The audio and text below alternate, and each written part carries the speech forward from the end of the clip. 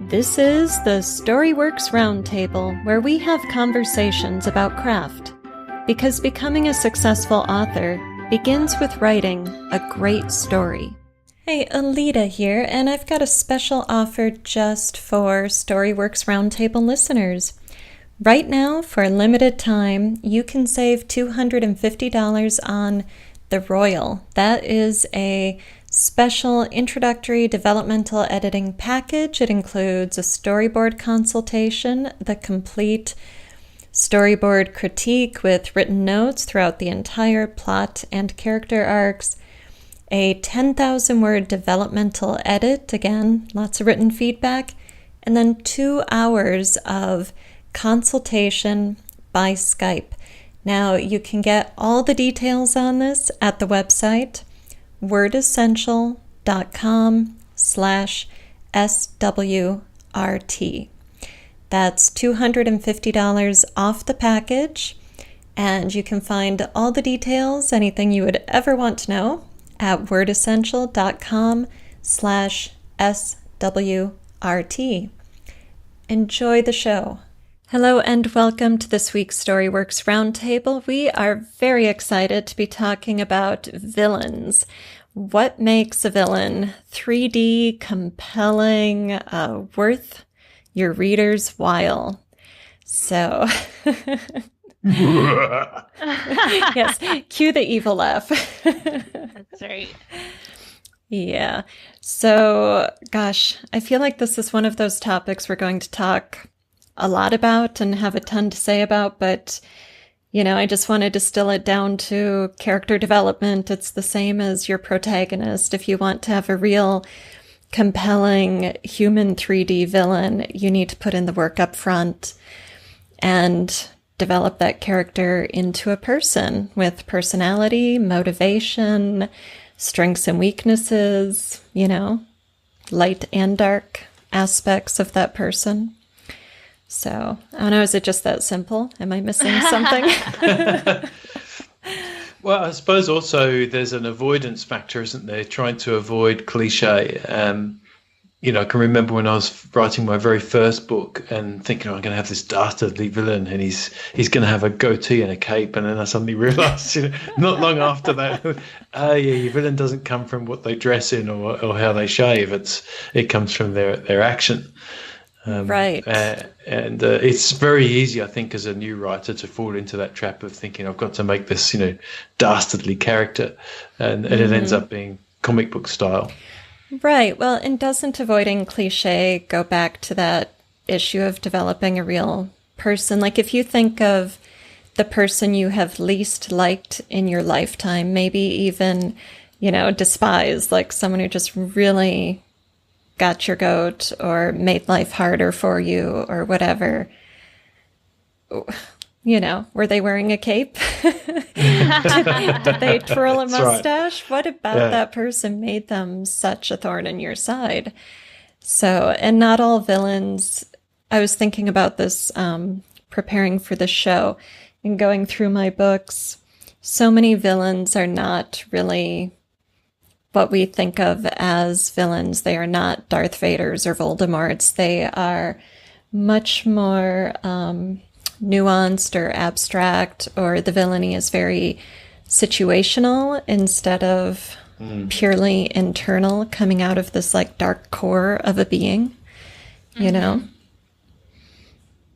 Yeah, that's right. I mean, you could have a villain that is pure evil, but it's an easy. Well, I say easy. It's hard because then you've got to really write carefully to avoid the cliches, and try and find what is motivation of pure evil. Well, it's just to be evil. Right. But if you can make that seem suspenseful enough, then Stephen King does it, gets away with it on a regular basis. There's some of his villains are really, there's no motivation other than the fact that they just they're evil and they're out to get us. Right, which could be part of the genre convention, that in certain genres readers are willing to roll with that type of villain. Yeah. It's part of the fun of it. Kathryn, you look like you want to say something. Well, I was going to say that it seems to me like there are layers of villains, and that a lot of times that ultimate evil, like I think of Lord of the Rings and like Sauron as the ultimate evil, right? And he's just evil for the sake of evil. That's his entire personality, right? But there are other villains within the series that the heroes encounter that are much more nuanced, like Saruman or Wormtongue and Rohan. That he may only be there for a segment or a smaller arc, but he has more of that 3D aspects. You have a backstory, you have a motivation, he thinks he's doing the right thing from his perspective, and that kind of changes the idea of villains throughout the book. Like you can say, yeah, Sauron's the villain, but he's not the only villain, and so it makes it more nuanced to the reader. Yeah, absolutely. And I think when you're writing that kind of overlord, shadowy figure, it's really important to have multiple villains for your protagonist to deal with, because your protagonist can't just, immediately jump into conflict with the big bad, because your hero would be squashed. If we look at Harry Potter, Voldemort is a very shadowy figure, and the deeper we get into the series, the more we learn of him, the more we see him, and the more actual conflict Harry has with him, in the physical realm, not just the mental telepathy stuff. But there's always the Professor Quirrell type figures, the Malfoys, the Lestranges, the Dementors. There's so many different sort of villainous forces, villainous characters for these heroes to deal with every step of the way. And then even Voldemort, who is one of those pure evil figures, we find out about his childhood and what a poor misunderstood boy he was. So there's that layer of humanity to him as well. And when you start saying that you have a 3D villain, I think a lot of it has to do with like screen time. Like how much do you actually see the villain? If he's never there, like actually physically present on your page, then he's going to feel like a 2D villain, because the reader doesn't know anything about him. But the second you start the protagonist or even other characters interact with the villain, then you start getting that. And it doesn't mean you have to give them a point of view, but they do need to have actual time in the book for us to get to know them in order to know their full dimensions. Right. And I just want to add to that as in the case of Voldemort, we don't need that villain to be a point of view character in order for the reader to get to know the villain's story. You can do that through the protagonist's interactions, through the kind of detective work of learning about the conflict and what you're up against. And so there are lots of ways to bring your villain into that three-dimensional realm without slapping a point of view on him. Right. Like using the Harry Potter example in book 2, Voldemort himself not there, but Tom Riddle's diary is there, and we get into his head. And so although Voldemort doesn't make a physical appearance to say, this is why I'm doing this, you get that whole emotional backstory of that section of Voldemort's life. So, yes. I think that seems to be the key, doesn't it? If you look at Voldemort and Sauron as two good examples of overarching evil power in a long series or a long story anyway, then they're exerting their evil through other means. And so it's almost as if their villainy is 3D, but it's 3D because it's actually sort of part of the setting as well.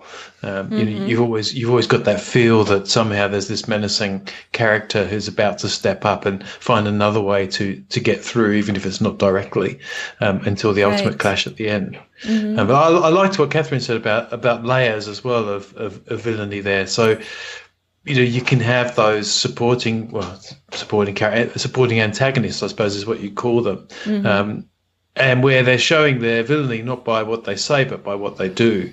Characters that might say one thing and then do another, but perhaps even unbeknownst to the protagonist as well, or maybe we see that as the kind of narrative device, or the narrative irony, dramatic irony. Right. And with the thing with these layers of antagonists is that they all need to be connected to your main plot. And, you know, you need that web to be strong so that at the end it all makes sense.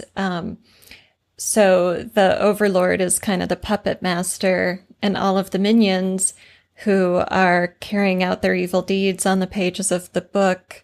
At some point, we need to see how they're connected to the overlord, how this is part of the same through line, you know? So like in book 1, there's that twist when we realize that Voldemort has been hiding under Professor Quirrell's turban the whole time. So if that didn't happen, if Voldemort hadn't actually been controlling Quirrell, all of his actions, like letting the troll in the building, would have been unrelated, right? It would have seemed extraneous and not part of the main plot line. Right. So, and intangible as well, you know, so intangible threats are harder for a reader to grasp than tangible threats. So your villainy, whether it's pure evil or whatever, has to come with some kind of concrete form for the protagonist. Otherwise, it's not a threat. Right. Where's the conflict? You know.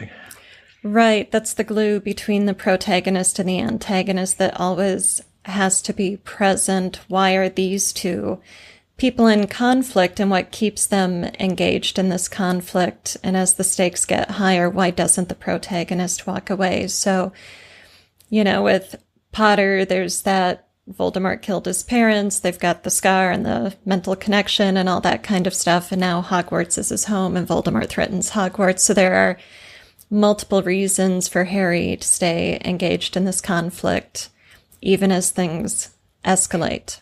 So whatever is motivating your protagonist, it's got to be that Velcro connecting him to the conflict with the antagonist.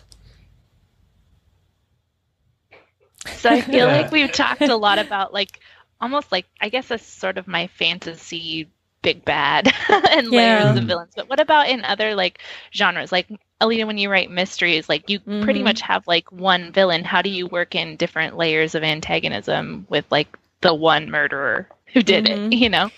Yeah, interesting. Because you do definitely have one killer, but you need to work in your red herrings. So you've got other characters who could be up to no good, who are doing things on the page that maybe confound the protagonist and the reader as we work toward solving that mystery. And then, you know, in terms of the 3D aspect, like with the first Skog Hall, we know right away who the killer is, and he's a Vietnam vet.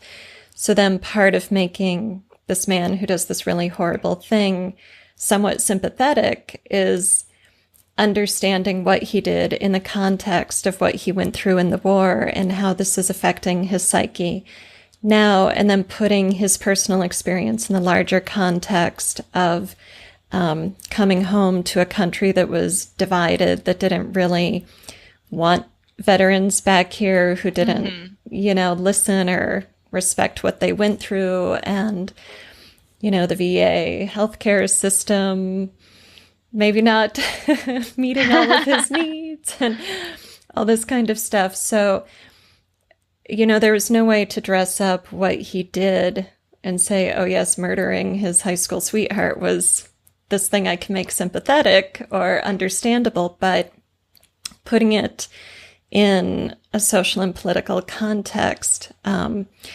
raises questions for the reader and helps us see him as a human being who's not just purely evil. You know, he's caught up in this whole other thing that starts in his psyche, but then sort of balloons out into society. Interesting. Yes. I guess what we're always saying is there's got to be some force driving them that we can, as a reader, at least have some degree of believability about. So it just doesn't seem to come out of nowhere. It's either part of their psyche or their backstory, or there's some reason for it that makes sense within the overall plot. Right. And I was thinking before as well that sometimes you see stories or read stories where the author has attempted to make the setting setting the villain in the way that we were talking about before, but expecting that we would all relate to that. Going, oh, okay, it's a completely dystopian society. There's no power, there's no food, there's no water. And so the hero has to battle that. But in reality, we actually need more than that. That's just difficulties, complications for them. Right. But what is the villain? It's not the dystopia. It's the thing preventing the hero from overcoming the conflicts and meeting their goal. So I guess what makes a villain 3D is that if the way they go about interfering with the hero's conflict makes sense to us and makes sense to the villain, then we've automatically got that 3D element sewn in. Right. Well, it comes down to the character motivation, just as we talk about protagonists needing motivation, so does your antagonist. You can't get around that, because if you try to get around it, then you are reducing your villain to the black hat and twirling mustache. That's all you've got left if he's got no motivation other than because he can. Right. There's something driving that, and that's key to your conflict. It's key to why the villain is targeting who he's targeting, to the types of acts he's perpetrating, to, how far he's willing to go. All of those things come down to that psyche and motivation and backstory, those elements we've been talking about so far. Indeed. I have another. I'm going to throw another wrench in this whole thing. So as we were talking, I was thinking about a movie. I just watched Atonement. I don't know if you guys have seen that movie. No. It was a couple years ago. It was based on a book, and I'm going to not remember the author's name, but I'll put it in the show notes. But anyway, the three of the characters in there, the romance going on, and the younger sister ruins the romance. So she's kind of the villain in the sake that she threw up the roadblock and made it impossible for them to be together. And then she's also like a protagonist because she is trying to fix it. What about situations like that where it's not like clear cut who the villain's like it's literary, realistic fiction, or almost it's historical in a way because it's set during World War II. So what about stuff like that where it's not clear cut? Like, you don't have one character you can just label the villain. Right. Well, it is literary then, as you said. Right? I mean, it's still. Like one of the books I pulled out was Snow Falling on Cedars by David Guterson, and it's a trial story. It's set in 1954 on an island off Puget Sound, and so this Japanese-American man is accused of murder, and he's on trial for killing this fisherman, a fellow fisherman. And over the course of the trial, we meet all these different people and learn about their experiences of World War II. And there's, a significant Japanese population that was put in a camp here in the States during World War II and such. And at the end, it's revealed that the fisherman died accidentally while he was at sea. So you have sort of a villainless story because nobody killed the guy, but the villain ends up being racism and social disharmony and old wounds from the war, and how those things kind of eat us up as individuals and a community both. So there you're exploring a kind of evil, but it's an everyday evil that we all live with, So is that sort of villain satisfying, like the Atonement or Snow Falling on Cedars villain? Do you guys like that type of story? Yes. And I suppose, yeah. I mean, you still feel like the protagonist had to battle through something. So even though the villain is not necessarily like a direct, like, bashing of heads or wills or, whatever like that, you still have a protagonist struggling against something or whether it's an ideal or, maybe it's a community that has a certain ideal or whatever. But, yeah. Yeah, and I think it's key, again, as we were saying before, that you have sources of conflict on the page that are not abstract. You need tangible conflict. Yeah. So there's the mystery, there's, the sheriff, the lawyers, the journalists, the family members in Snow Falling on Cedar, everybody trying to find out what happened to the man who died, and going back in their personal histories into conflict and, those old wounds around World War II. So you do have a lot of dramatic tension and a lot of, I think you said headbutting. Yeah. Kathryn, going on between the characters in very real ways that keep it engaging, even though at the very end we find out, oh, there is no killer. Right. So would you say that, like, even though there wasn't any ultimate villain in like the murderer, there were villains in terms of the way that they treated the protagonist within the community in the book? Yeah, I mean, I would hesitate to use the word villain even, because they're all ordinary people living ordinary lives, but they're compelled to behave unkindly toward each other, first because of the war. Like some land changes hands, and so there are hurt feelings around that and such because of the Japanese family, being interred. So, yeah, it's not that there were villains, but that there was a lot of conflict and tension, and everyone was 3D because we could understand, whether we agreed with them or not, we could understand how important this little patch of land was to the different families whose hands it passed through, before, during, and after the war. And we could understand how important fishing is, and how the loss of your fisherman to the family is the loss of the breadwinner. And so your alliance is pulled in many directions as you explore this community being torn apart by what ultimately turns out to be an accident, just a twist of fate. Right. So that's interesting, because we've talked about villains appearing as antagonistic forces, but every time we talk about them, there's always something that has to personify that in the mind of the protagonist. And whether that personification is true or not, because it could be unreliable, of course.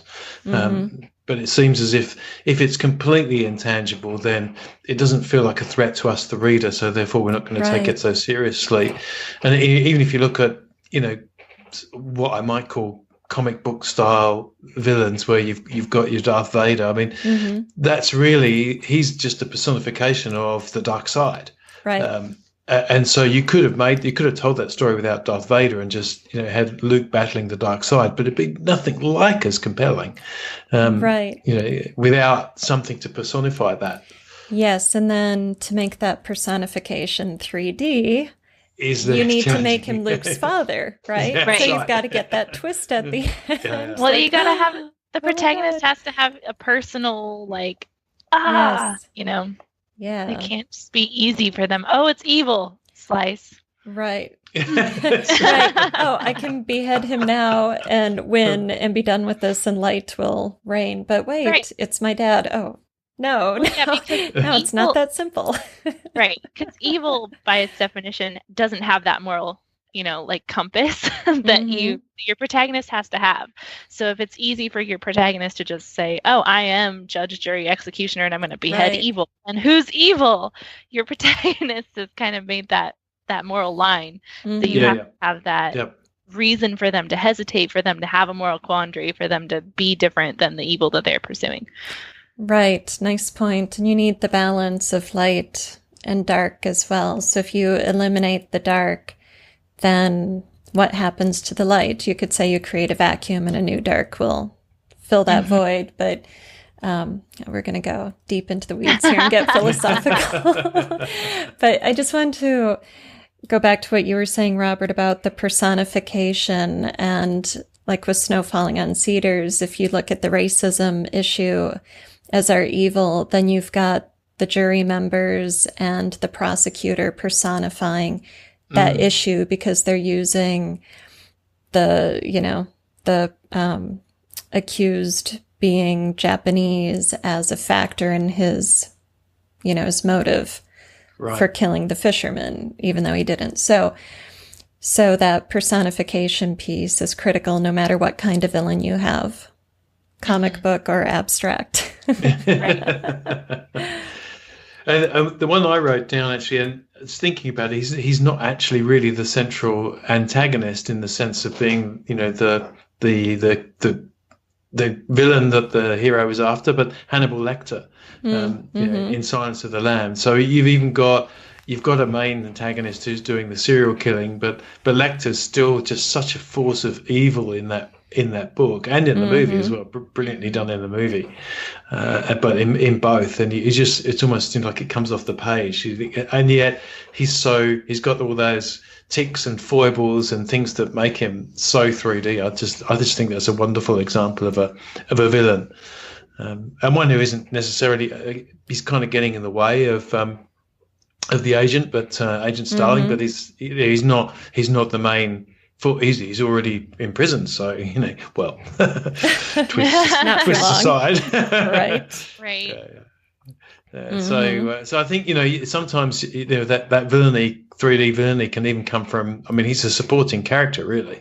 As a major force of villainy through the book, which is quite clever. So I suppose if you looked at it from a storycraft point of view, maybe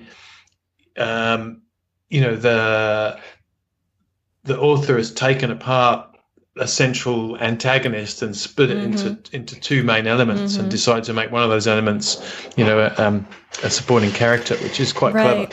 Right. Well, and that's a really great example, Robert. When we've got an antagonist who's a shadowy figure, someone we can't really put on the page because it'll spoil the story, as in like a murder mystery, but we need the hero to do more than just run around chasing clues. We need that sense of evil to keep engaging the reader and pulling us through. And so the Buffalo Bill character is the shadow figure. He's the one we're trying to learn about and follow the clues and track him down, right? But Hannibal is the present, almost omnipresent darkness who Starling has to have FaceTime with. She has to keep interacting with him, and he gets into her head, and he's very scary and creepy in a in-your-face way. He's so present throughout that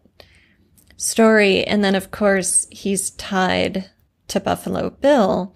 So there's that weave your web. You've got to have your different layers of villains connected. They all have to be part of the same main plot line, that same through line, or it's tangential.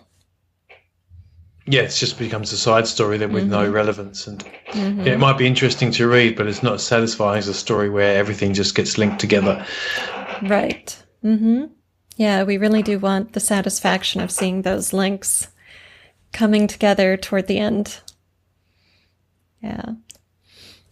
Did you have any other examples, Kathryn? I had one, but it's kind of like at this point, we talked about all the stuff that I brought up, so it was good. Cool. All right. Well, anything else we need to say about making villains 3D as we wrap it up here? I think I'd just say to people, go back to your intro in the beginning, and those 3 sentences or whatever they were really explained everything. It's your villain has to have those same characteristics as your protagonist. Absolutely, yeah. Development and motivation, and make sure you get that glue between the protagonist and the antagonist to carry us through. Keep them engaged. All right. Well, thank you so much for listening to this week's Storyworks Roundtable. And if you haven't already, please subscribe, rate, and review us. Thank you for listening to the Storyworks Roundtable. Find all our shows, show notes, and videos at storyworkspodcast.com.